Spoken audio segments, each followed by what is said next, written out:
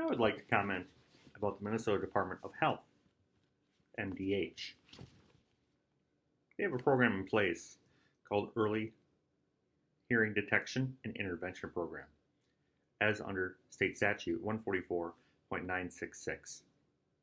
To summarize, the Minnesota Department of Health has a system in place in which they go and identify students and provide data for enrollment on students with a hearing loss.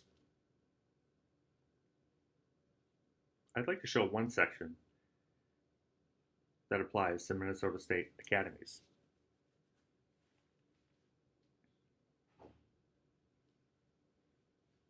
This section, titled 3A, Supportive Family Services, Minnesota Department of Health Program, Early Identification Program. After identifying children with a hearing loss, this section explains that the Minnesota Department of Health's commissioner is responsible for contracting with a grantee, a not-for-profit grantee, to provide services for families with children that have a hearing loss.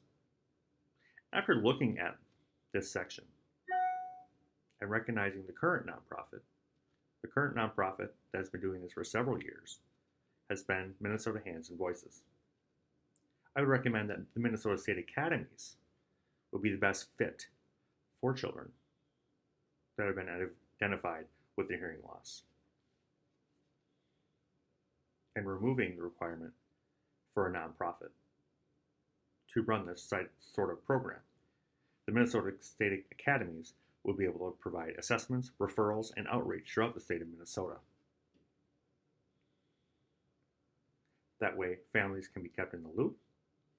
MSA certainly does not have to be the only option. A family could decide to work with their home district instead. I think it's important that the Minnesota Department of Health shares its data with the Minnesota State Academies in order to have the best outcomes for students.